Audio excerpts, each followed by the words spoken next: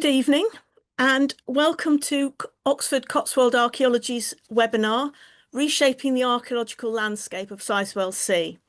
I'm Jo Carruth. I'm the post-ex lead actually for OCA. We call it OCA. You'll realise that Oxford Cotswold Archaeology is a bit of a mouthful. So what you'll hear throughout the talk will be OCA. And I'm the post-ex lead and at Sizewell, and I'm hosting the event tonight. So that's it from me. I'm preparing to get on with the presentation now. We've got John Boothroyd from Oxford Archaeology and Rhiannon Gardiner from Cotswold Archaeology, and I think we're starting with John, and I will hand over to him now. Good evening, everybody, and welcome to the first Sizewell C Archaeology webinar. As Jo says, tonight we're going to give you an introduction to the site, to us, and an overview of what we've been finding so far. Projects such as Sizewell C provide us with a rare and exciting opportunity to look at the evolution of a whole landscape and how human activity has developed in this corner of Suffolk. By corner of Suffolk, I of course mean the East Coast. Here you can see the approximate location of the site on the left, and on the right, a hint into how this landscape has changed over time. On the right-hand plan, the bluey areas showing areas that used to be swamp and marsh up until the medieval period, which are now mainly dryland. Of course, as we still see in modern society, the topography and geology of an area really dictates how it's utilised by the local inhabitants.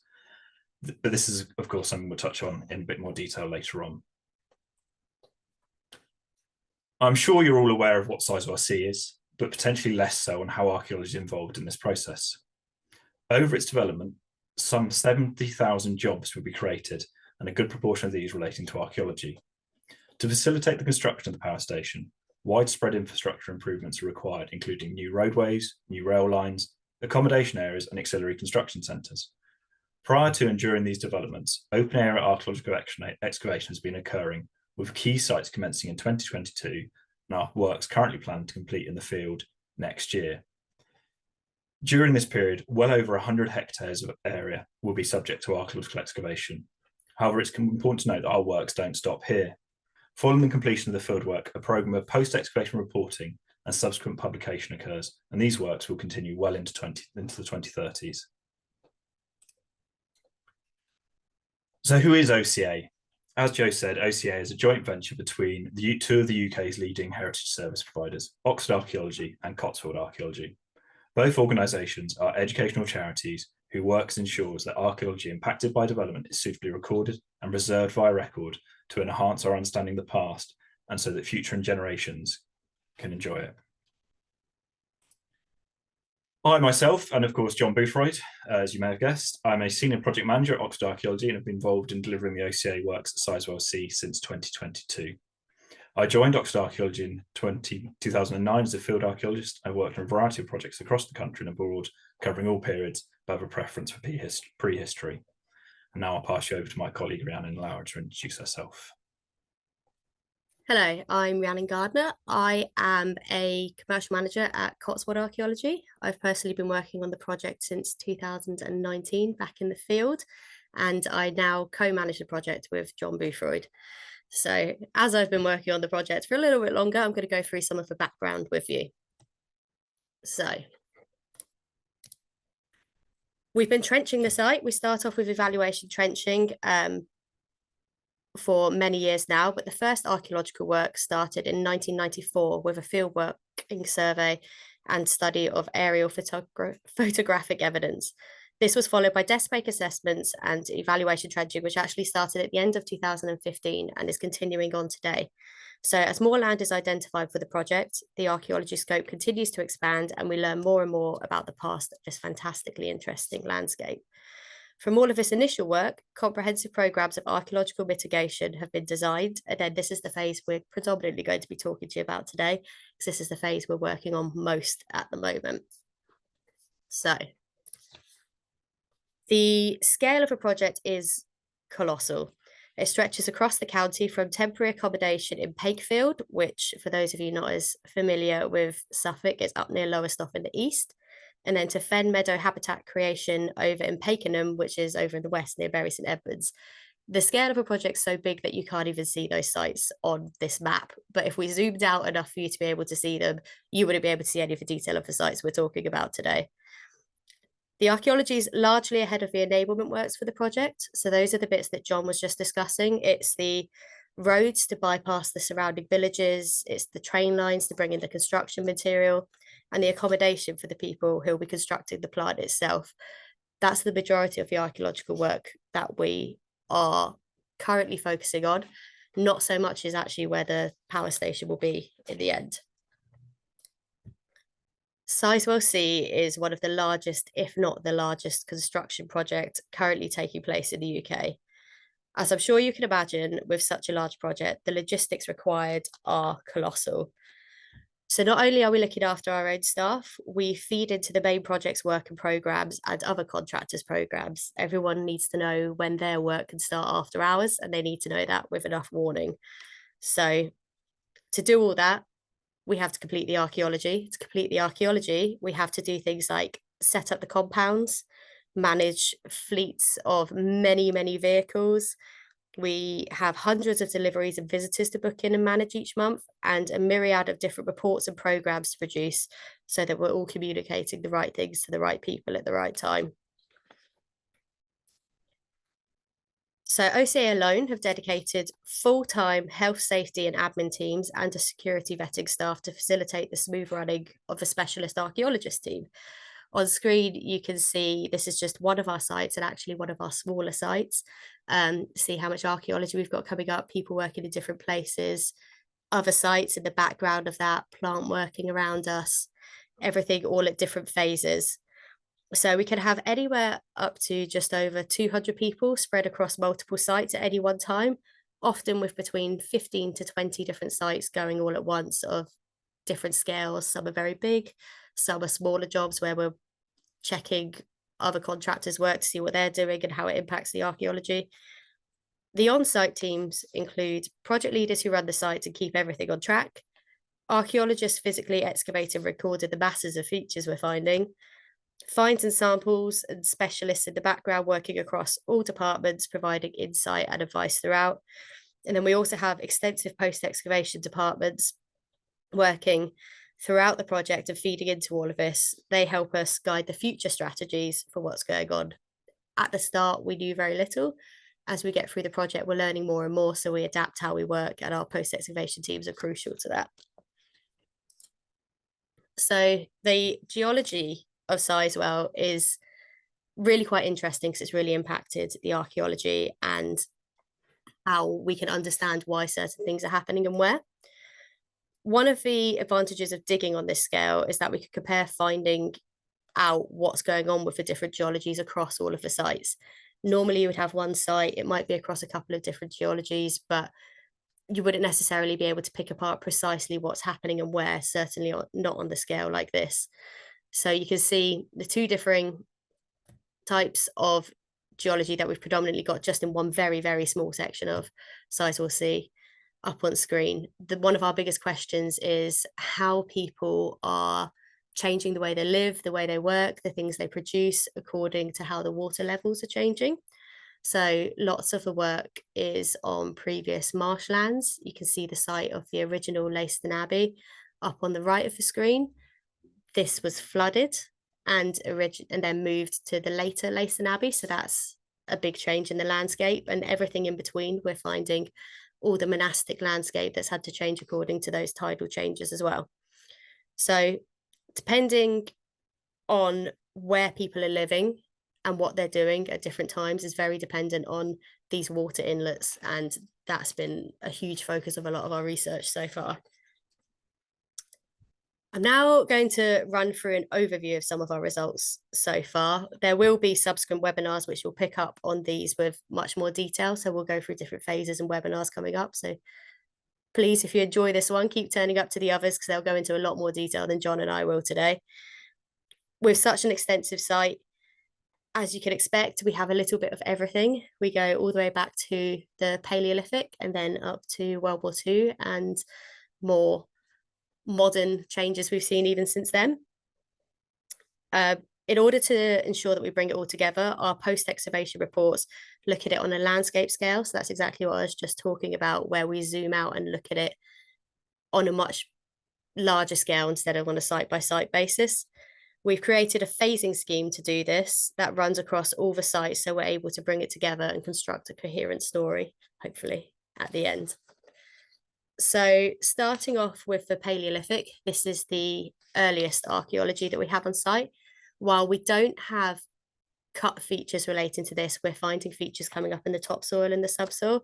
So you've got some beautiful hand axes up on screen there. The one on the right in particular is a middle Paleolithic flint tool made by Neanderthals between 36 and 59,000 years ago. It's by far our oldest find, and we are incredibly lucky that it was picked up and that it was found, because it was rolling around in the topsoil.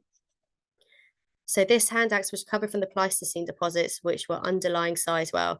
It's a type distinctive to the end of the middle Paleolithic, and it's called a boot coupe, or a flat-bottomed cordate. It would have been made by a Neanderthal around, as I said, 59 to 36,000 years ago. But that's obviously a very large scope. That's many, many tens of thousands of years. Although it's a bit too rolled and abraded for use-wear analysis, results from other studies suggest a range of possibilities, including butchery, woodworking, and processing animal hides. Boot coupes are mostly a British phenomenon, although a handful of examples are known from northwest France as well. They're part of a pattern of increasing regional variations seen on Neanderthal sites and in the millennia leading up to their extinction. These sorts of tools would take an incredibly long time to find the right sort of material and nap. So as you can imagine, they probably would have had many uses. They're often referred to as Swiss Army knives, because you want to make the most of that tool that you spent so long producing. We then move on to the Mesolithic period.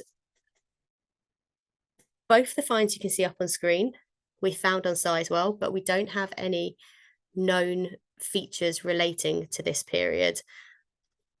The production of microliths, which are much, much smaller flint tools, and the uprise of other smaller tools such as arrowheads and blades define this period.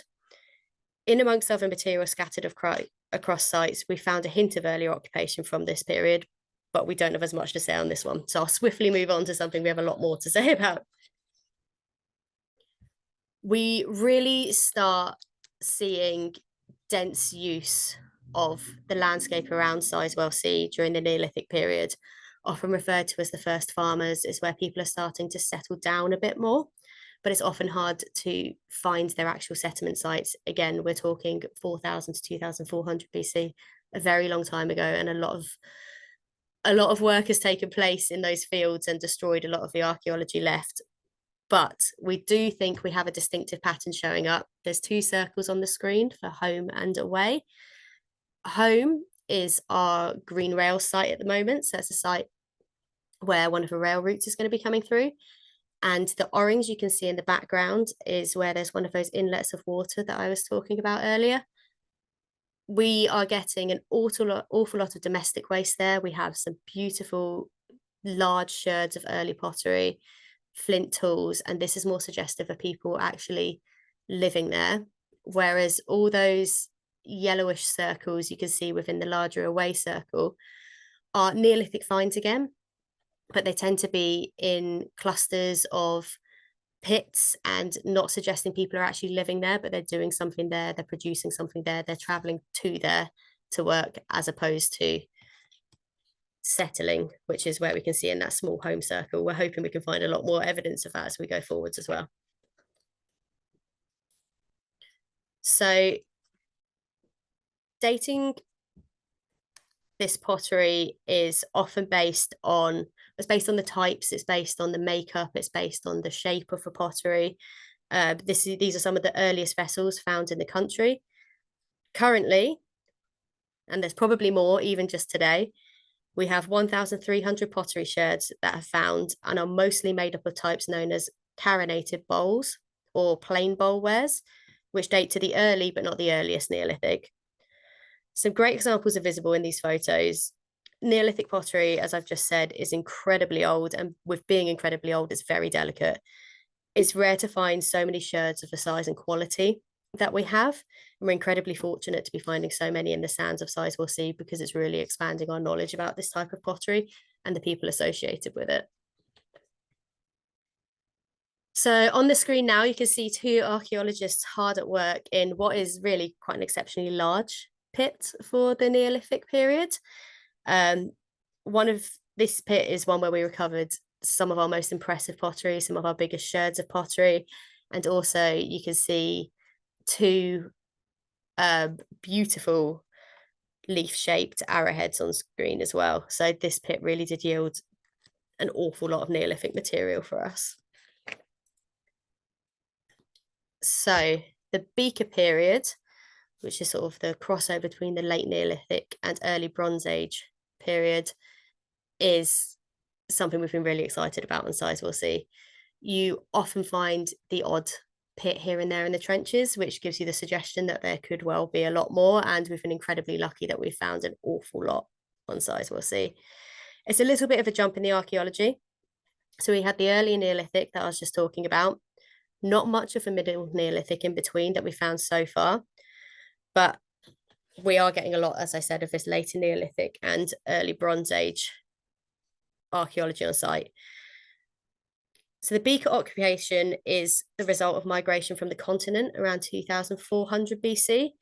So these are people moving over to England, as we now know, or moving over to East Anglia, where we're talking about here, and bringing with them new ideas and technologies, so bronze and metal knives and new ways of living.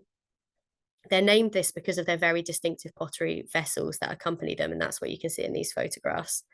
The coming of the Beaker period marks the beginning of the age of metalwork in Britain from 2400 to 1900 BC, with the copper initially used for adornments, knives and axes, then followed by the bronze. It's well represented in East Anglia through frequent finds and excavations, but often not on the scale that we're currently seeing.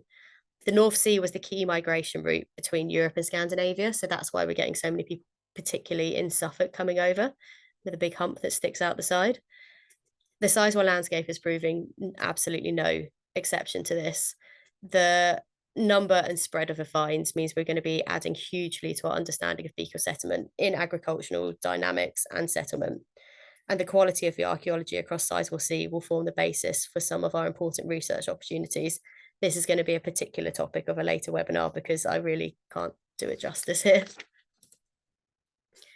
So most of our activity within the Beaker period consists of pits containing quantities of pottery and work flint. On site, as you can see in this photo, the topsoil and subsoil is stripped off with a machine. And then there's diligent archaeologists there cleaning up with a shovel and making sure that the plant operatives are stopping at the right level, although they're very experienced and very good at knowing this by now. So those small dark patches that you can see, they're very visible against the yellow-orange sand, but the wind does frequently cover them up because it is basically like beach sand out there. They don't look very impressive. They're basically little dark blobs that you can see on the screen with the flags in. But that is exactly the pits that have yielded large quantities of highly decorated pottery and struck flint. Sorry. And then a couple examples of barbed and hanged arrowheads there as well. So here are some more examples of the beautiful Beaker pottery we're finding and is being recovered across the Sizewell C sites. As you can see, these are highly decorated where people have scored lines in. They've used combs or even their own fingernails to make the impressions and patterns in the clay. These are among some of the largest and best quality groups of finds we have in the country. Most notably, however, is on the main construction site where we found beaten and flattened earth floors, believed to be temporary structures, possibly yurk-like tents. This is where people have lived, and they're the basis of the tents, roughly circular 3 to 4 meters in diameter. Although we don't have much from the Middle Bronze Age, we are starting to see these field systems coming through. They're largely northwest-southeast aligned and are highlighted on the map here. And then in the late Bronze Age to early Iron Age, we're starting to figure out some patterns. The scale of a project like this gives you opportunities to examine the changing patterns of settlements that we've already seen in our examination of the early Neolithic. We're seeing intriguing patterns like that on the screen in the occurrence of late Bronze Age and early Iron Age pottery. The potential divide you can see is a very early theory that we're currently working on.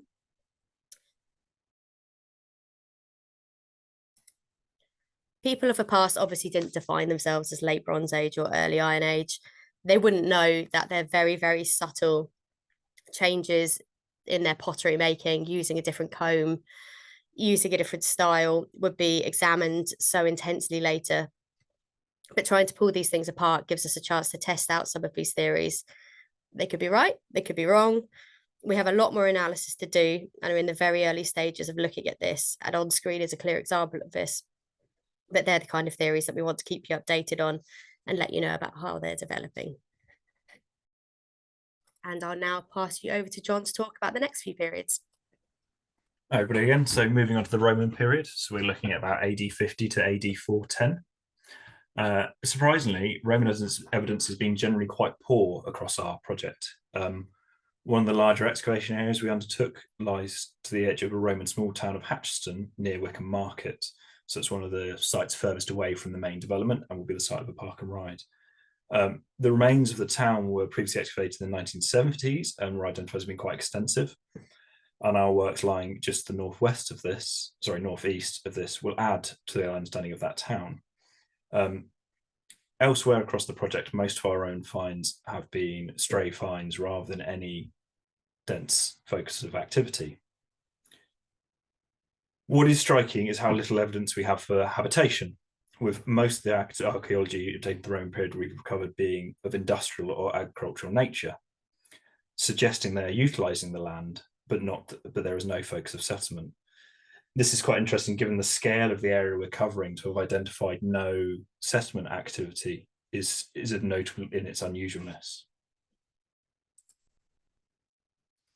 One of the main evidences of industrial activity we've been identifying is salt production. So as these inlets come in, these former inlets were present, these horizons were utilised for salt around the edges of the salt marshes. These often are present in the archaeological record as things like this, which are settling tanks, where they would have been used to separate the salt from the water. The most defining remain from these settlement sites is what's called briquetage, which is an 18th century French term used to describe the ceramic equipment and ovens or halves used to extract salt from seawater. We've recovered many fragments, and most are flat with occasional curved pieces, and likely come from the troughs or pans used to evaporate or boil the water from the seawater using heat.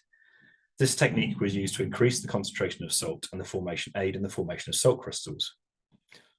Of the remains we've assessed in detail so far, it appears the troughs were constructed from slabs of clay, rolled and then flattened into probable rectangular shape, with the edges bent upwards to form the walls. These troughs would have been filled with the salt water and have been supported on pedestals over halves, with the resulting salt removed and dried ready for use. In addition to salt production, we've uncovered evidence for pottery production, tile manufacture, and crop processing. On the screen here, you can see the remains of a pottery kiln with a central firing chamber and then a rake-out pit where waste material was removed after the firing process. What's particularly interesting about this pottery kiln is in the centre is the firing chamber, and it appears to have a rake-out pit at either end, but our excavations demonstrated that the one rake-out pit was isolated and the other one used. We're unclear if they were used alternating or if it was just an evolution of the kiln, with one becoming redundant and the other one becoming the focus of activity.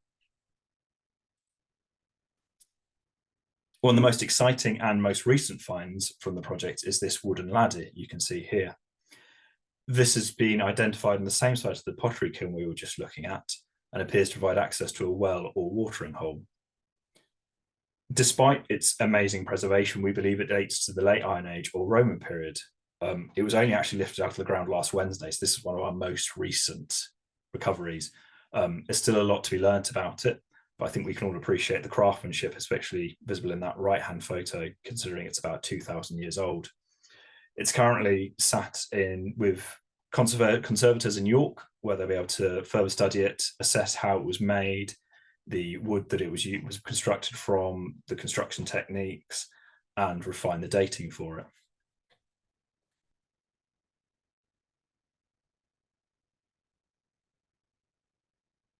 As we move on from the Roman period into the post-Roman period, we start to see a shift towards distinct focus areas of activity, not the scattered activity across the landscape like we've seen during the prehistoric period. Evidence comprises settlements formed of sunken feature buildings and post-built structures to the south and east of the main development site, and evidence of burial activity to the northwest. Here on the left, you can see one of our sunken feature buildings. So these are hollows cut into the ground, often with a post hole at either end, which would have supported some kind of roof.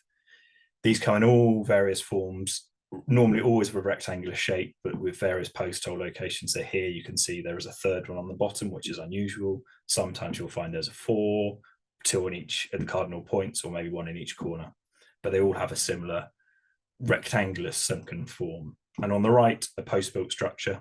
This one, main structure with several partition walls and annexes possibly on the end. You can see up here at the top, the second line of post holes lying beyond what would have been the main structure, and these dividing post holes internally.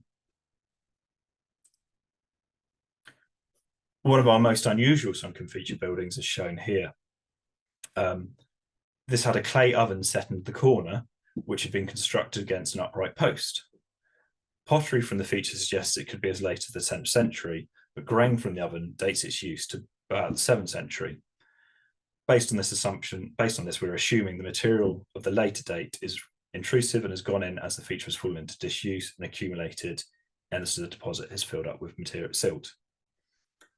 This is a very peculiar sort of feature, sunken feature building, and nothing like this has been seen in Suffolk before, or a sunken feature building with a kiln oven in it, should I say, but examples are known from Kent.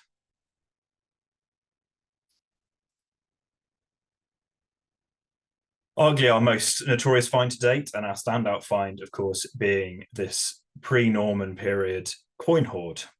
This will be subject to our next webinar, so I'm not going to go into too much details for risk of spoilers, but what I can tell you at this time is it's around 1,000 years ago. It's dating to the 11th century, placing it about 1,000 years ago. 320 coins were recovered, and they were buried in a textile object, possibly a purse, and then wrapped tightly in lead. Dating between the years 1036 and 1044 AD, this is a small fortune and likely belonged to someone local, a local wealthy farmer or landowner. The amount of money could have helped a farmer buy 16 cows at the time. The coins were made or minted during the reign of 3 kings. On the back of each coin, it even says who minted the coin and where. 30 different mints or places on the coins are noted, and with most minted in London, but also nearby places like Thetford, Norwich, and Ipswich. The real question is, why did someone bury these coins? At the time, it was a worrying time for people. 25 years of Danish rule from the kings of Denmark had ended in the country, and another king came to the throne. People may have buried their money to keep it safe, but never returned to find it again. Not until we found it a couple of years ago.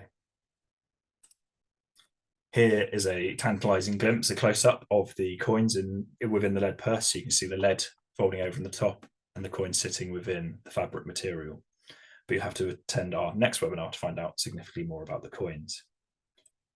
What I will say is that it was found in the site referred to as Area 11, buried at the junction of a north-south and east-west field boundary ditch.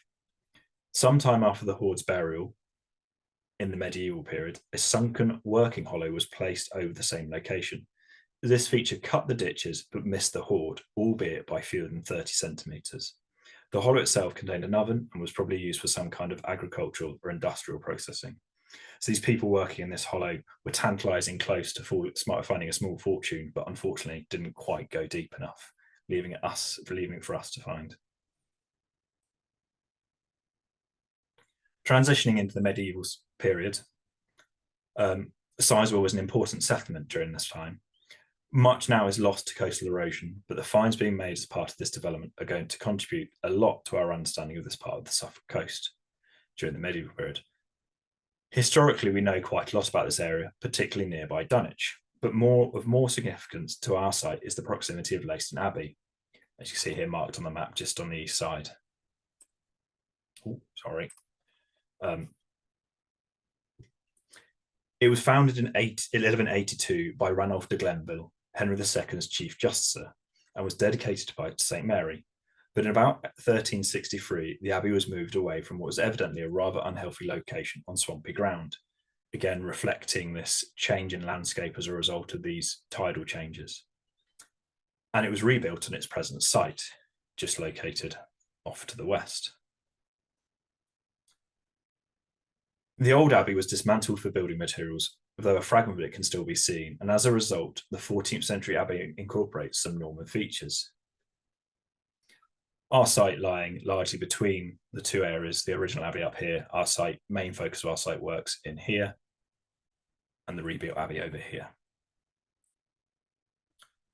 Remains across from our main area of works are indicative of both domestic and agricultural activity, with potential foci of both identified. Here we have a building formed of clay or cob. Finds associated with this building mainly date to the 12th to 14th centuries, but detailed assessment by our post-excavation team is yet to be undertaken, so this could change. It is unclear what these structures were used for, but we suspect that in this instance they're associated with agricultural rather than domestic settlement. So here in the photo, you can see the outline of the base of the cob walls. They would have likely supported some kind of wattle and daub superstructure, which would have formed the remainder of the structure. Elsewhere, however, we have identified lots of domestic metalworking. So here you can see the remains of a chunky key and 2 knives. Along with this metalwork, we've recovered large assemblages of pottery. This is much more indicative of domestic activity rather than agricultural structure we were looking at before, and pointing towards the location of small hamlets within our excavation areas. One of the more recurring features we're seeing across our areas of metal activities are ovens such as this one shown here. We've identified well over 40 of these structures, which all have a similar form, a clay superstructure and a cobbled base. So on these photos here, you can see our excavation through this kit oven. So the bottom right-hand corner being the earliest stage of our excavation. So you've got the cobbled surface surrounded by the clay superstructure. In the top left, you can see where we've removed the cobbled structure in the middle, the cobbled surface, and leaving the clay superstructure. And then once that's removed, we had this lovely line of little stake holes, which would have been the wattle for the wattle to sit in, that the clay superstructure would have been built around. Here are a few shots of some of our other ovens. On the left here is a cluster of 3 interrelated features. I've just said that all our ovens had cobbled bases. The one on the top right, where the person is sat with their head seemingly in their hands in despair, which I'm sure they're not, is unusual in the fact that the base was made entirely of broken pottery sherds that have been compressed to form the oven floor. It's the only example like we have of this. Of these 40 ovens, over 40 ovens, we are yet to really establish their function. It's unclear if they have a domestic or agricultural process, but it's unlikely, given the number of them, they were all serving the same function, and similarly were unlikely to have been used at the same time. Here are a couple of our nicer finds from the medieval activity. On the left, we have a large cauldron-style cooking pot with a squared rim. This dates to the 13th to 14th century. It's decorated with at least 2 solid lug handles and a design of applied vertical clay strips. You can see them in the center of the photo here. We're impressed with a thumb.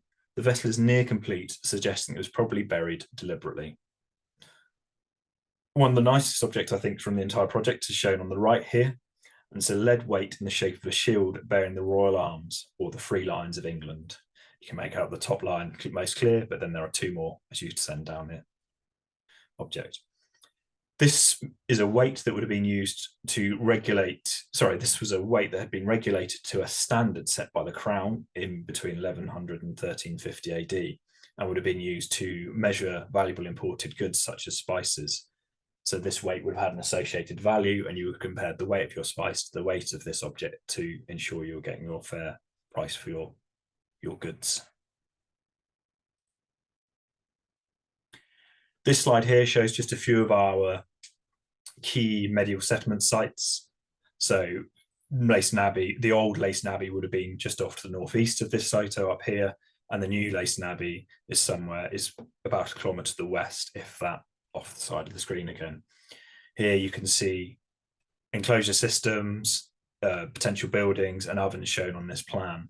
But what it really highlights is this is just three of several excavation areas that have been undertaken as part of this scheme. And it's this scale of activity that really gives us an insight into how the entire landscape between and surrounding the two Lacen Abbeys developed during the medieval period. It's clearly an extensively managed landscape, likely belonging to the abbey, providing resources and supporting the economy of the local area. Beyond the abbey lands, we are also finding evidence of small medieval roadside settlements, field systems, and the general organisation of the landscape during this period.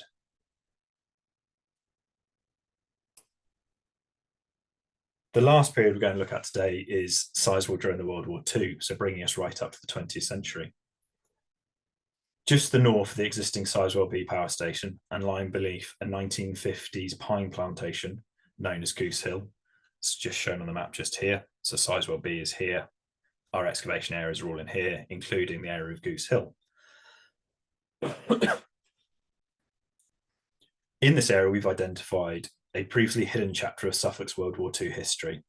In the Goose Hill Woods, our excavations have uncovered evidence that highlights the significance of this small section of the coastline throughout the years of the war, from early concerns about imminent German invasion to vital preparations for the Normandy landings in 1944. Despite being many miles away from Normandy, the stretch of England's coastline around Sizewell and the Goose Hill Woods played a vital strategic role, both in the run-up to Operation Overlord in 1944 and as an important part of Britain's coastal defences throughout the war. During the early years of the war, the East Anglian coast was heavily fortified, as it was feared that the region's flat beaches would be vulnerable to invasion from German forces occupying ports in Belgium and the Netherlands. Barbed wire, mines, anti-tank blocks and dragon teeth girders were laid along Suffolk beaches. Larger anti-tank ditches crisscrossed the strategic points further inland, and a series of pillbox and gun platforms were constructed at key locations across the landscape. I've jumped 2 slides there. In the Goose Hill Woods, our excavations have revealed the remains of 4 Suffolk Square pillboxes that were probably built during this period. 2 were well preserved with only partial collapsed roofs, but the others showed clear signs of having been used for later target practice, as shown in the example here. A network of large anti-tank ditches zigzagging along the coastline is still visible in the woods today, and our investigations have identified the location of several small corrugated tin-lined dugouts that were probably used as mortar firing positions. These features demonstrate the substantial modifications made to the coastline during this initial phase of the war, where fear of invasion was at its highest. However, most of the archaeological evidence found relates to later in the war. Once the threat of imminent invasion had been receded, during 1943 to 44, the area between Sizewell and Dunwich instead became an important training ground for British troops, particularly in the months before Normandy landings in 1944. We know that several key training exercises were carried out in the region to prepare troops for Operation Overlord. Across the area, there is evidence for the presence of World War II military encampments lurking beneath the woods. We've recorded the remains of several World War II Nissen huts, prefab concrete blocks and corrugated tin buildings that could be built very rapidly, and have exposed stretches of defensive trench system dug for military exercises, with one containing an almost perfectly preserved section of a wooden duckboard. So this slide here shows the wooden duckboard. These would have been laid in the trenches of Normandy to enable troops to move more freely through the trenches, as they would have become sodden, muddy, and hard to pass, something our archaeologists experience on site every winter, but we tend to use plastic grid and mats rather than wooden duckboards now, but the process is still the same. Alongside this structural evidence, we've recovered many smaller items of military equipment, such as ammunition boxes and clips, War Department issued batteries and signage, sandbags, radio communication cables, bayonet ends, and 2 metal Tommy helmets. The remains of vehicles have also cropped up, including a tank that had been used as target practice, a single military issue field compass used by an artillery officer to calculate the direction of mortar fire was also found and lost among the trees. That's something that you can see that in the centre of this photo here. Whilst the coastal evidences and the structural remains found at Goose Hill highlight the significance of the landscape of the Suffolk coast during World War II, it is these smaller archaeological finds from Goose Hill that really provide us with a window into their everyday lives and the men involved in the war effort, but beyond that of each of the official details logged in the war diaries of each battalion. They were using brill cream, to smooth their hair, Vicks vapor rub to clean their noses, and drinking mango cordial and beer in their downtime.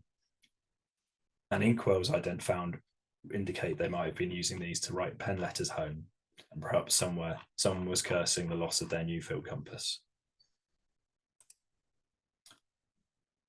The remains we've focused on so far relate to the occupation and activity within the site of the living, but of course, before we wrap up our review of the archaeological remains identified, we need to focus on the evidence of death as well. Burials dating from the prehistoric right through to the medieval period have been identified across the project. These range from entirely isolated remains to larger groups indicative of small cemeteries. Various burial techniques have also been identified. Here you can see here you can see two cremation burials, one on the right being urned and the one on the left being unearned. We also have these both of these date to the prehistoric period. In addition to cremations, we have numerous inhumations.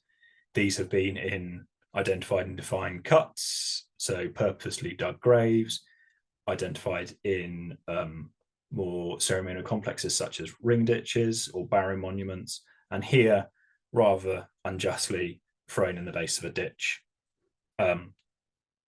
Unfortunately, the underlying sand we are experiencing across much of the project has resulted in incredibly poor bone preservation, and in most cases only teeth have survived in the grave, with often no skeletal remains at all.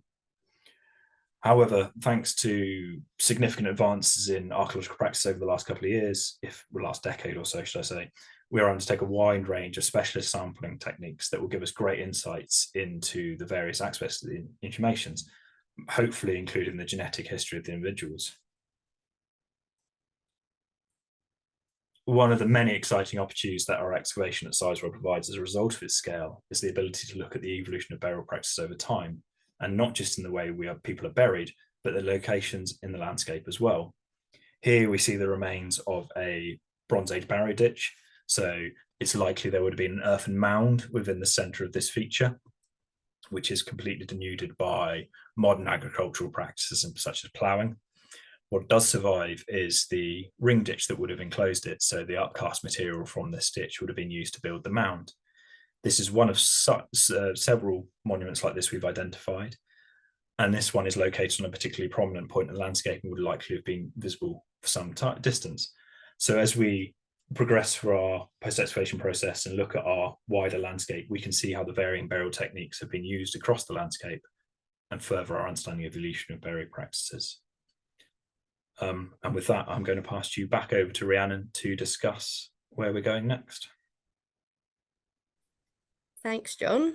Hopefully that's given you all a very brief update on where we are currently with Sizewell C archaeology. It's incredibly exciting. We have new finds that are thrilling to see coming up every single day. We're working on multiple sites across the whole project at any one time. Like I said, up to about 200 people. So it really is developing very quickly, and we still have a good chunk to get through as well. We're also working on the post-excavation. So once we've completed bits on site, when it's coming off site, we're starting to analyse that and get to grips with how everything relates with each other. We're not working in isolation. We've engaged academics who come out to site and give their theories. They help us understand the wider national and European context of what we're finding. The ramifications of what we're finding and what we will learn will also have international reach. That is down to the sheer quality of the archaeology we're finding on this project. It really is phenomenal. Some of the key areas that we are looking into on the project are up on the screen. I won't read them all out for you, but I'll leave them there. So these are our initial research questions.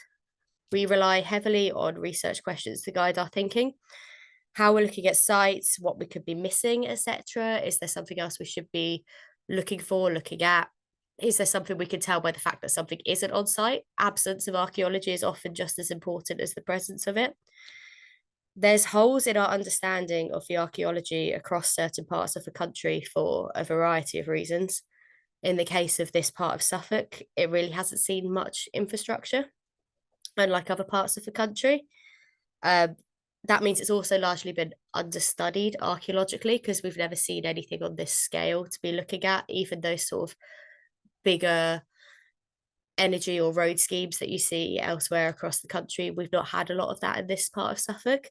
So it's been very understudied archaeologically because of this. And then the archaeological scope of the Sizewell C project as a result provides a huge opportunity to fill in some of those gaps. We're already filling in many gaps, and as I said, it's evolving and changing every day, and it's really exciting to be a part of, and it will be giving people a lot to think about and a lot to write about for many, many years to come. As John said, the initial phase of post-excavation will be going well into the 2030s, and there'll be a lot more work to come out of this project alone.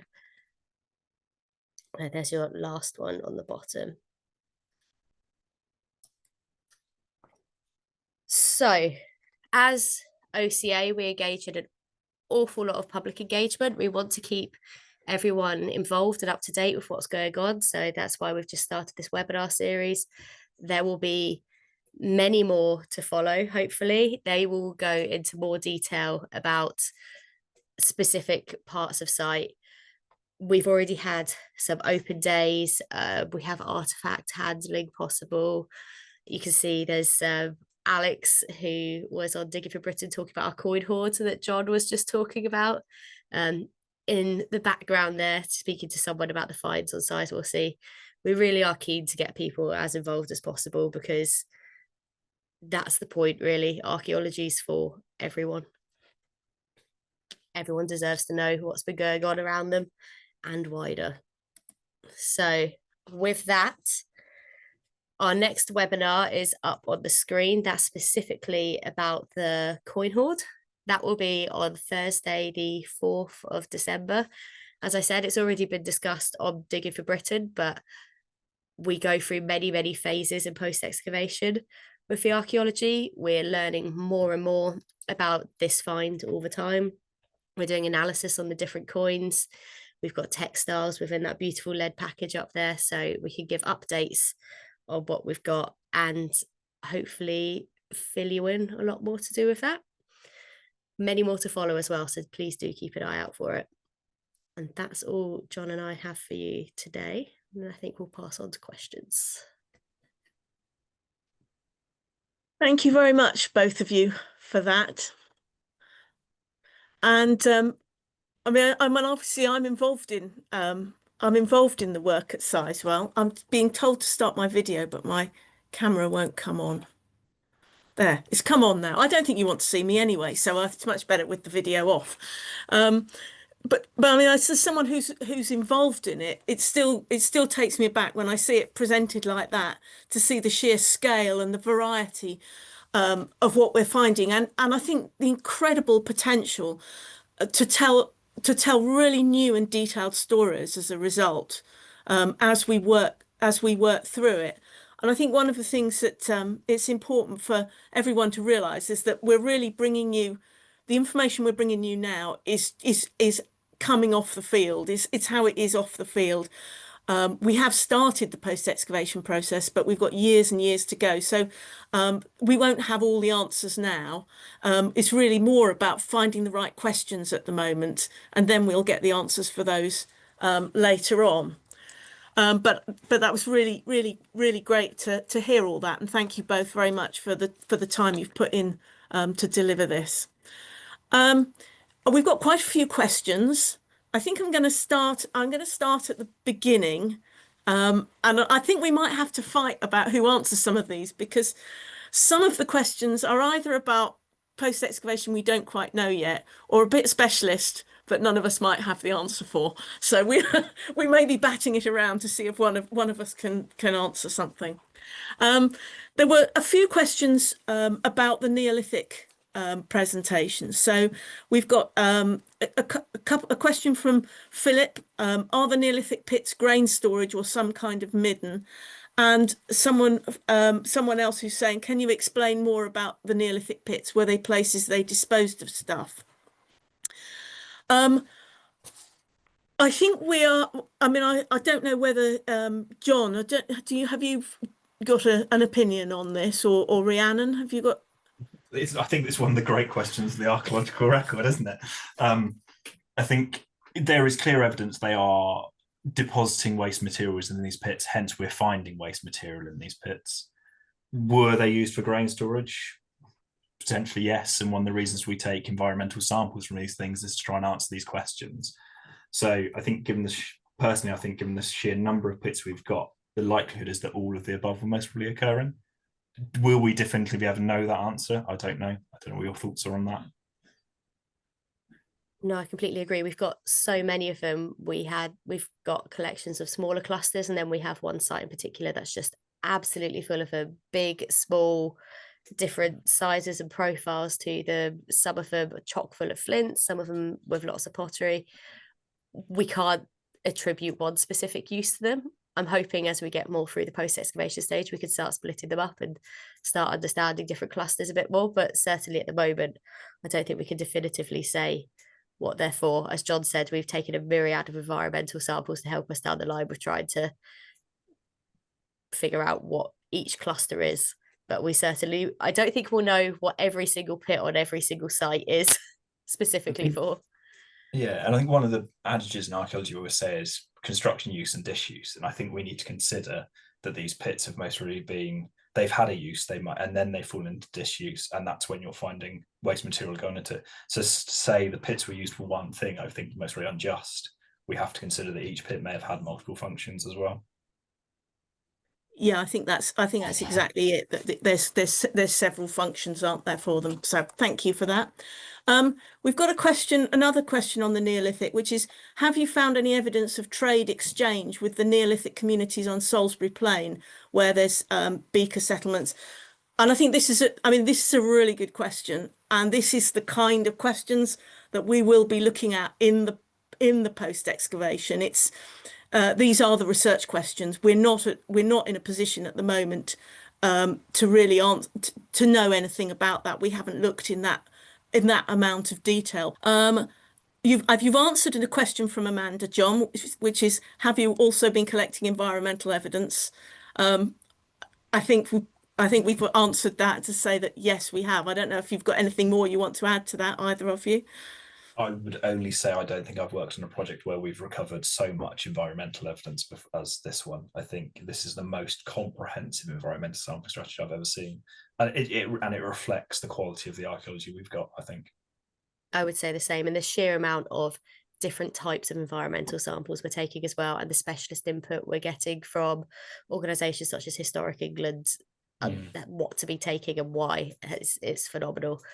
People are learning a lot about how to take different samples, and we're learning a lot about what you can and what you can't get from different samples as well, I think is a fair point. I think, yeah, one of the things we're trying to do as we go along is it's not possible for us to process everything as we go along just for the sheer size of the work. What we are trying to do is identify key archaeological features or something like that where we think we could learn something that will enhance or inform our excavation strategy going forward. So we are looking at certain of these environmental samples as we go along to make sure we can refine our processes on site to get the best information out of the project. Thank you. We've got another question here. How do you decide where to excavate on such a large site? And I think there's probably one for Rhiannon, I think. As I was saying earlier on, we've gone through multiple phases of investigating the archaeology on Sizewell C. So for many, many years, from the end of 2015, we've been trenching. That's often based on previous geophysical surveys on where to place the trenches. The trenching, we're often looking at about a 4% sample of a field. And then based on that and the reports that come out of that, the consultancy team, in conjunction with Suffolk County Council Archaeology Service, define where the mitigation areas are going to be. So those mitigation areas are where we're digging now. So if we've dug, say, 30 trenches in a field and 15 of them have nothing in, and then there's a cluster or separate clusters of 15 or so that have a lot of archaeology in or something significant. So, as I said, if we found a Bronze Age pit in one trench, it's often identified that there could be a lot more nearby. And then they'll decide to draw a line around it, and that's what we excavate. The excavation areas also have contingency areas on them because it's not an exact science of knowing exactly where the archaeology is. So as we're digging, as we go along, if we find that there's significant archaeology going out of those already predefined boxes, there's then the scope for the project to extend into those contingency areas to see what else is there as well. And it should be said that we've still got trenching works to come up as well. There's still potentially more areas to be defined on Sizewell C too. So it's a lot of different people involved and a lot of different people's knowledge and best guesswork, which then gets developed as we go along throughout the mitigation stage, I think is probably a good summary of it. Yeah, thank you. We've got a question here. Just a real interest, I don't think I know the answer to this, and I don't know whether either of you do, but this one is from Neil. Does the lead weight with the 3 lions relate to any current standard weight? Do you know that, John? I don't. I must confess, I had a little shimmy at the little look at the questions. I saw that one come up. I was like, no, I don't know the answer, but I'm now really intrigued to find out. Yeah, me too. I don't know if they do relate directly, but of course there will be an equivalent weight to it. But if that's a whole number or not, I don't know. And I think that that is something. Watch this space, and we'll find out for you. Yeah. Yeah, I feel I ought to know, and I realise I don't, and I hadn't thought about it. So yeah. We've got a question about whether we can say anything about animal and crop evidence. It's a little bit early, I think, for that. We have been taking a lot of these samples, but we haven't got a lot of the results back yet, have we? I don't know if you've had any feedback on site. Not so much. A lot of the soils we're working on are very sandy soils and are incredibly acidic. So we think the bone preservation, we're not finding much bone across the project at all. The bone preservation is actually very poor. So it could be that there's an absence of animal bone because it doesn't exist anymore, as opposed to it wasn't there in the first place. But I don't think we've not got much to go on in terms of animal remains at the moment. And I think we're a bit early on to be talking about grains or crops.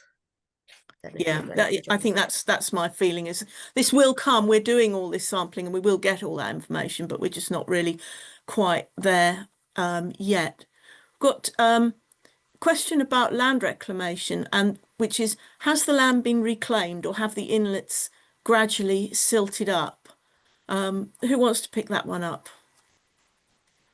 John? So we have had some evidence of land reclamation. So certainly one of the fields that we trenched, we could see there was land reclamation of the marshes, and it was actually then taken out, and part of the project was redesigned to avoid having to dig that part of the site. So it's now gone down as preservation in situ is what it's called. So no one will touch it, no one will impact the archaeology there, because although it had been reclaimed, should we have dug down to that level nowadays, it would very swiftly be flooding. So there has been evidence of different phases of reclamation going on across the project.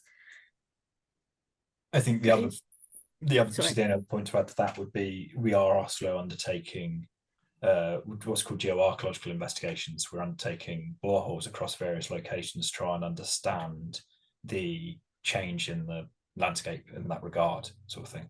It's very early days into that, to the extent we're still taking the cores on site before we can do any assessment, but that will aid in our understanding of how that landscape has changed. Someone's asking whether we can explain the relative lack of the Roman material. And I think it is interesting. I mean, it has been quite intriguing. And I mean, certainly something I've felt is that I mean, we have got a bit of Roman, but it's quite scattered. And we're not really seeing, what we're not really seeing is that sort of domestic settlement activity, are we? So what we are seeing is more sort of on the industrial scale. So I don't know if you've got sort of an idea of why that might be. an idea why. No, I mean, from someone that spends most of their time traditionally digging in the Thames Valley, it's bloody everywhere. So it's incredibly noticeable that it isn't around. As to what, I don't know. I mean, the only assumption you might make is the soils aren't very fertile, which isn't drawing them to the area. But I've got no backup for that or anything like that. If there's any evident truth to that whatsoever, it's an unknown, I think. Yeah, I mean, I think that's going to be something that'll be really interesting to come out of some of the environmental work we're doing, is understanding what, as you say, what the soils were like at the various periods, and looking at the changing and fluctuating water tables, whether actually it was quite if it was unpredictable in that period, and so doing things when you could and then not doing things at other times or something. I think it'd be interesting to see when we get all those sorts of results. Yeah, here's a good question for both of you. With the sheer scale of this and the multiple sites, how do you keep track of all the discoveries? I'd like to know that as well, because I find it astonishing when I see all the different sites. Many, many, many spreadsheets. I think it is. Yeah, we have a lot of different spreadsheets. We have an incredible team of archaeologists and project leaders who are excellent at keeping us updated on things as well. One of the biggest problems we have over on Sizewell, East Suffolk in general, is signal. So keeping track of things with very poor signal from site has also been a challenge. John and I go out to site every week, but having 15 to 20 odd sites going at the same time makes that difficult. I think we can really credit our teams on site with keeping us up to date with everything, to be honest. Indeed, I would just completely echo that. It's not us, it is the team. They collect all the information, they feed us back to us entirely dependent on the team. And it's not just the site team, it's Joe and the post-tech teams and stuff like that. It's a collective effort, and that's why we have a JV of two of the largest organisations in the country doing it, because you need the resource to be able to do that. And if it wasn't that, it wouldn't work.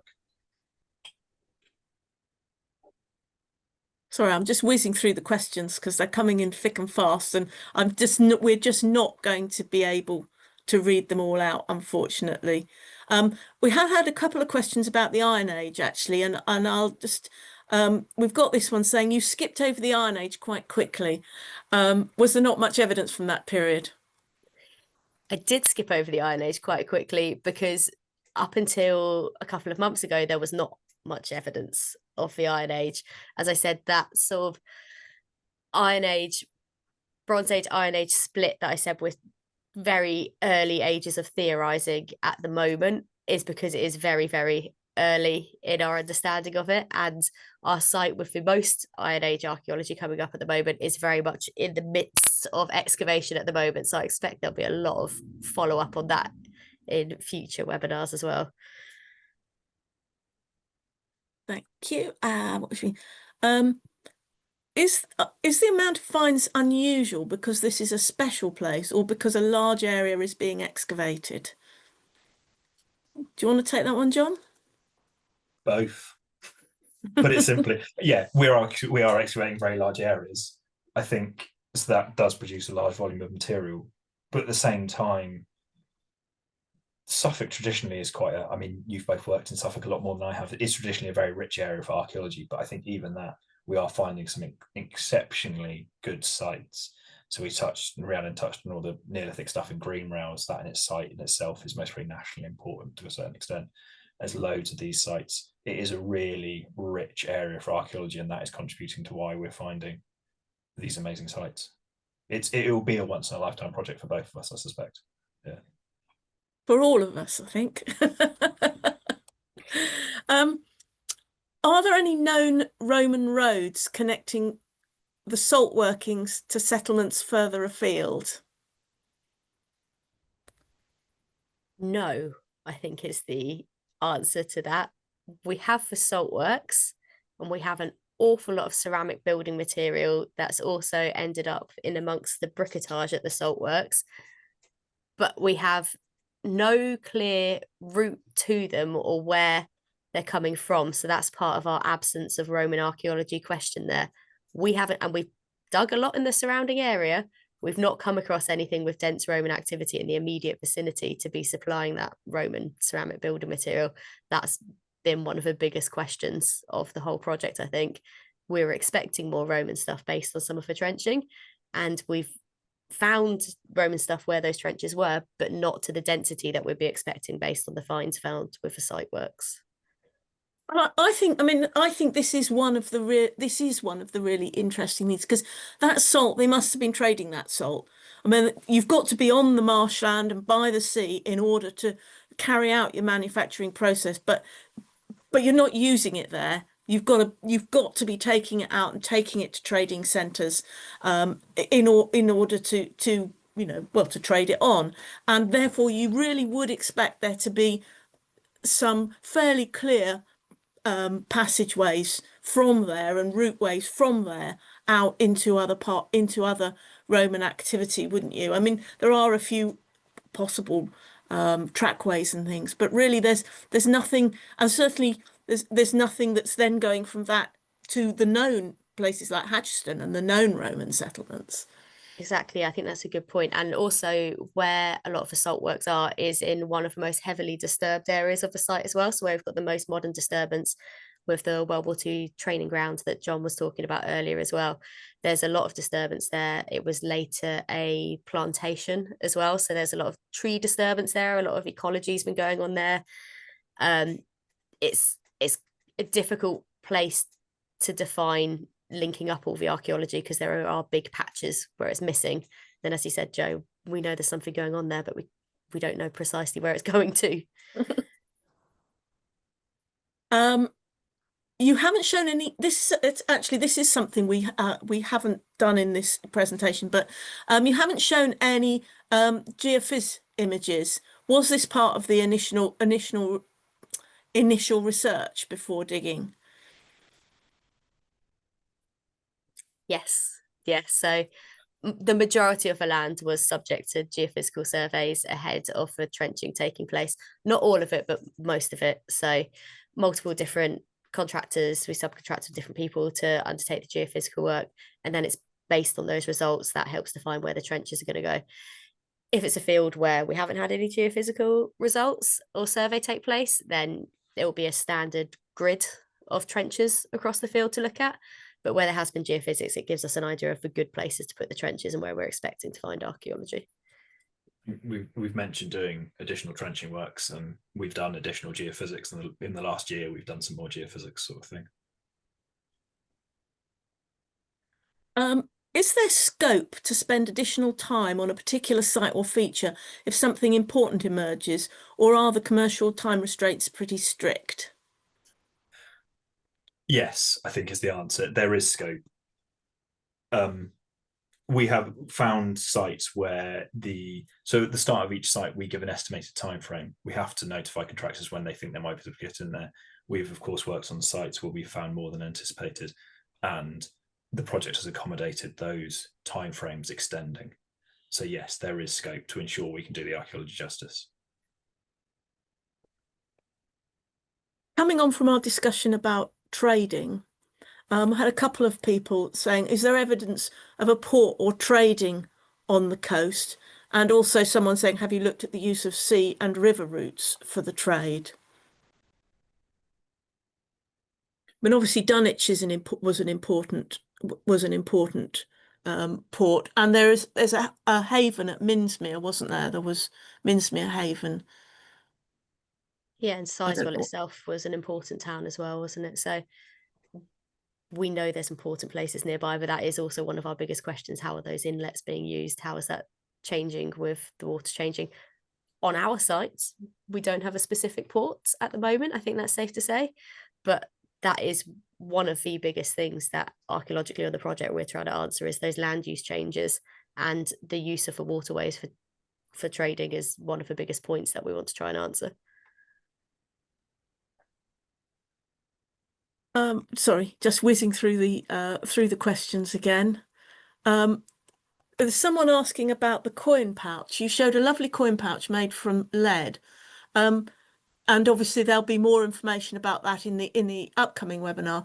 But I'd be interested to know from which period we typically come across the use of lead as a material, and whether you found any other lead objects on the various sites. I mean, I mean, lead. I can't think how. Or, I mean, I don't know. Do you know when lead first appears?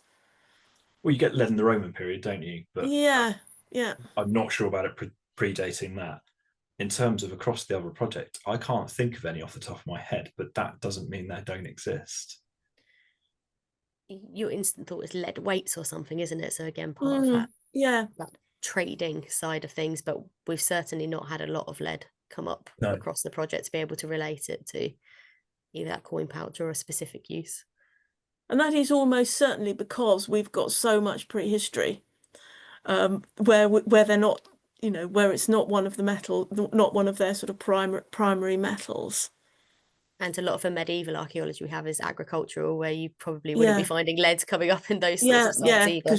because otherwise you'd see it coming out of windows and things like that. So A very unhelpful comment. I end up, part of my dissertation was on the use of pewter, which of course is associated with lead. And I remember finding out they'd used pewter in ancient Egypt. So